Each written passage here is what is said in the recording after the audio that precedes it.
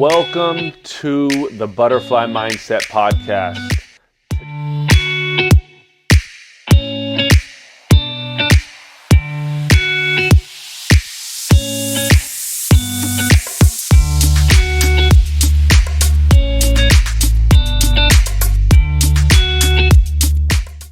Welcome to another episode of the Butterfly Mindset Podcast. Today we have Devain Doolaramani. What's up, bro? How are you? Good. How are you? Excited to be on. So I got your name right. Yeah. Nah, bro, I'm excited to interview you today because in this world of influencers and all of this, everyone's always like, how do they do what they do? Yeah. And it's because people behind the scenes. Yeah. Right? Which is what you do. Yeah. So talk to me about a little bit more about what you do. Yeah, so basically just do digital talent management. I think when I first got into it, I realized there was a gray space and gray area for a lot of these creators across the board. They were making a ton of money. They were crushing it, gaining such a big influence on the internet and following, and just didn't know how to build businesses around it and longevity and really keep their influence going for more than a couple years. And that's why if you look at the creator economy and you see the creators from 4 or 5 years ago now, that when TikTok was first or ByteDance first acquired Musical.ly and it turned into TikTok, a lot of them don't exist anymore, and a lot of them have fallen off, and it's because people's attention spans just dissipate, and then those creators didn't know how to sort of build their brands and create bigger things around them. And retain that audience. So for me, I saw that gray space. I was like, okay, they're a set group of creators that I really like. I think I could build up. So I just started signing creators, signed 30, 40 super early on, and ended up overextending myself a bit. So split ways with 10 or 15 of them, focused on the 25 I had, and finally relaunching the management company now. After years of managing and really hyped on it and trying to work on the 30, 35 I have exclusively signed now, to really build businesses for them for the next 10 years, 15 years and scale them up. So what does that look like, right? What does a creator, influencer, manager even do? Yeah, I mean, the day-to-day, luckily I have a good amount of flexibility, being that it's my own company, and I'm a boutique shop, but I think the day-to-day for a creative manager across the board, you're handling a lot of inbound, outbound, just general emails, but it's also building relationships with brand reps, marketing reps, brand marketing people, influencer representatives, people at these big shops and brands that want to work with these creators, and building relationships with them to not only work with these creators, I guess your creators that you manage in a sort of paid capacity, but also an organic capacity where you're building a longer term relationship with them and building that organic nature. And the end goal is obviously a lot of these creators end up working with these brands for a year or two and figure out advisory share deals or equity deals with them to actually get involved in a larger capacity with these brands. And I think that's so important nowadays.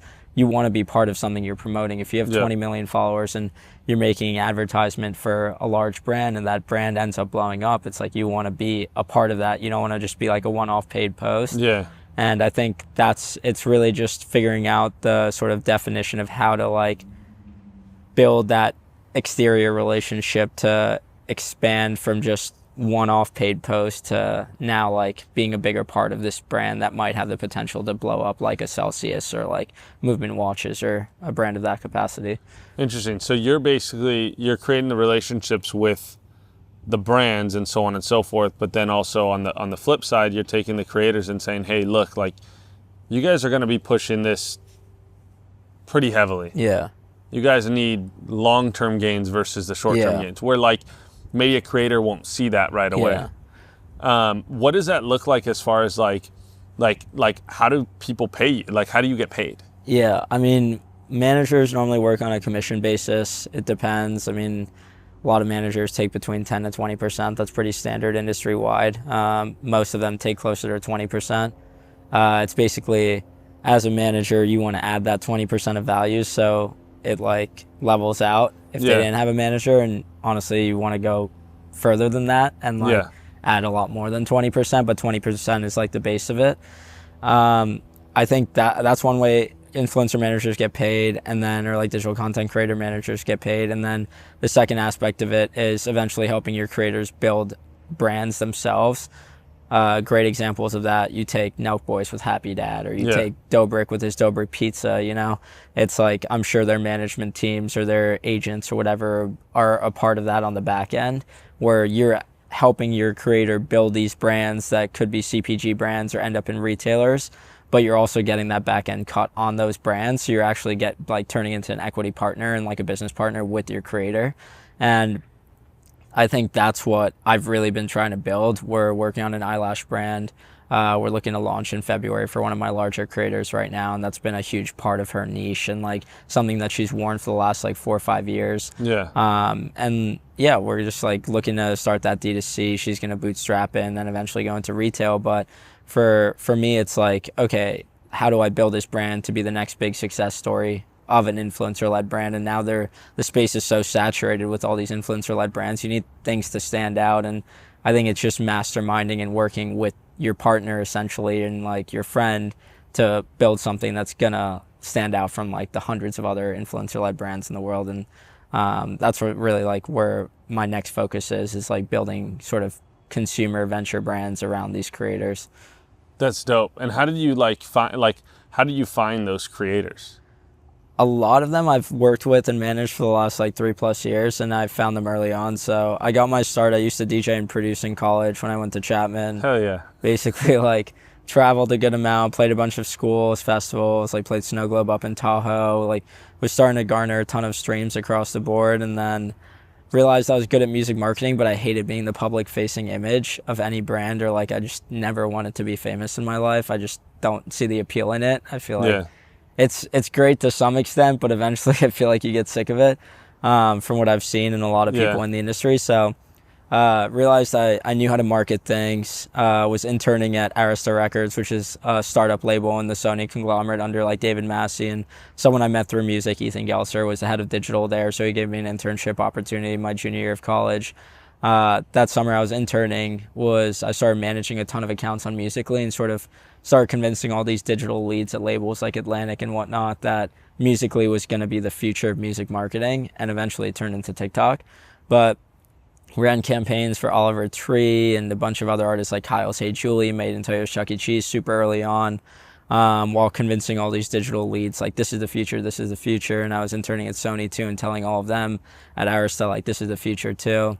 When it became TikTok, I started running a ton of music campaigns. So I did everything. I helped out with like The Weeknd's Blinding Lights, did Olivia Rodrigo's Driver's License, did Civil War by Russ, a ton of campaigns across the board. And I was doing 10 to 15 campaigns a week and paying all these creators X amount of dollars to use music in their videos, and coming up with the trends and ideas behind blowing up these records on TikTok and eventually converting to streams. And once I did that, I was like, okay, I'm making a lot of these kids a lot of money. Like, why don't I just start working with them? So just started managing them, and from there it just scaled up, and really just I've had a lot of learning lessons along the way, but it was really self-teaching myself everything. I mean, I was a finance major. I knew nothing about this industry. Luckily at the time I had a mentor who set me up with a great legal team and business management team and whatnot. He was like, you have to stop using your Chapman email for work. Like, you have to like set up a real company and whatnot. So he came up with the name, like helped me out with the first company, and basically built it up, and it went really well. And now finally happy to like relaunch this new one. It's a name that is truly like has meaning to its name. It's like friends in reality. Like, all my clients have become my friends in reality. Like, I go on vacation with them, we hang out together, you know. That's it's like we're trying to like build things together, and they're all truly like friends and family. So and so basically you were working with these music labels, basically finding these creators, paying them on behalf of the label to promote this stuff, and then you're like, wait a second, like I could probably help this creator get all of these other opportunities too. Yeah, exactly. So I was like, labels would give you a budget to basically help elevate the attention and like around their songs or their records that they were trying to push that were on their priority radar. And I had a arsenal and like a sort of roster of 50, 100 creators at the time, and I was able to have direct contact to them. So I was almost like a middleman. Yeah. And basically coming up with these trends and ideas to try to like elevate these records and get a lot of UGC building around them. to scale them into viral success, which evidently would lead into a lot more streaming and like exposure around the artist. So ended up doing like 200 of those campaigns. But yeah, I was paying all these creators, and I was like, some of them have teams, some of them don't know what they're doing. So I ended up picking up like 20 of them around like for management at the time. Wow. So. That's really cool. And so now you've got the new company that's launching. Yeah. You've got vast amount of experience. What else do you plan to bring to the table? Yeah, so I have the new company launching. We're a big thing with the new companies. We're talking to a lot of founders. I'm really trying to get all my creators invested in the venture space as much as possible. Oh, yeah. A lot of them are making a fair amount of money for their age. Yeah. So I realize nowadays it's all about diversification of your portfolio. Like, go invest in real estate, go invest in like the venture space. You know, all it takes is like, obviously venture investing is very risky, but it's like you meet a good founder, they build a great company. All it takes is one, and you could 100x your investment. Yep. So we've been meeting a lot of founders. We've been talking to a lot of venture funds, just like getting our name out there and really just trying to build a basis in the venture world too. Yeah. And then all of them have their individual like business management teams and financial advisors and stuff. So making sure that they're introduced to the right people. They're people that are actually going to help them on the financial side and like licensed financial advisors and stuff. So sending them to the right people on that side so their money is managed well by professionals. And then just we're working on, one, building like influencer-led brands for them, two, diving into the venture space, and then three, how do you build your personality and your influence on platforms that aren't the typical platforms, like you have the YouTube, Snapchat, TikTok, Instagram. But for one of my larger clients, we built her a huge presence on LinkedIn, and like no one would ever think to use LinkedIn. Yeah. But my friend who went to UCLA ended up on the creator team at LinkedIn, and he's like, you should get her on LinkedIn. So about 8-9 months ago, we launched her LinkedIn. She has a blue badge on there now, 24,000 followers. And these people, I guess the millennials, that's their social media. Yep. So it's like no one might know this, no like 50, 60-year-old will know this 21-year-old girl, but if she's making good posts and she's super smart and level-headed and has a ton of business acumen, they're actually taking her seriously now. So that's been super cool. And what does that look like as far as your like the management side? Like, are you guys saying, hey, you need to create this type of content, blah, blah, blah, blah, blah? Or you're like, hey, you need to get on LinkedIn, go do LinkedIn? Well, I think like it's definitely a guiding process across the platforms where like I help them and give them advice. But I think at the end of the day, like for something like LinkedIn, I help a lot more than like the typical social medias, because that's more like business oriented. So I give them guidance on posts, like what to post, etc. But on the other platforms, I think that the creator has built their audience. They know what their audience likes, and they know why their audience is engaging with them. Yeah. So that's all on them. Like, I don't interfere with that. That's not like my sort of space to interfere with. That's not what I'm good at. So for me, it's like, I know what I'm good at. I know how to like build businesses and brands, and I know the business side of things, but they're the ones that are content masters, and like they've built their audience. They know how their audience works. So I leave the content side and all of that up to them. Obviously I give them advice. I tell them what things are working, what I'm seeing are like not working. We have representatives on most platforms that we talk to and get updates on, like new features and whatnot. So we're constantly giving them updates on that side of things. But on the actual content side, I think that's up to the creator. I think they're the best at that. They know how to mastermind their own content and like engage their own audience and really build that audience to be engaged. Yeah, that's super dope. We kind of chatted before the podcast started, and then you had said something during this podcast where you were like, I want to be the guy behind the scenes. Basically, I don't want to be the famous one, you know. Your story's kind of unique, right? Like, you were from New York, right? Yeah. And then you moved to Shanghai, Hong Kong, at what, 16 years old? 16, yeah. And then you came back to come to college at Chapman. Like, talk to me about like what that was like, because I'm a big believer in like success breeds success, and like there's something about thought process and mindset that created who you are now. So like, talk to me about what that looked like for you, how that felt. Yeah, I mean, I grew up in New York, went to high school out there. I went to Horseman out there. It's a private school. I felt like I loved the school, but I don't know if it was the best fit for me at the time. So I think moving to Hong Kong was a great like cultural change. My mom's whole side of her family is from Hong Kong. She grew up there.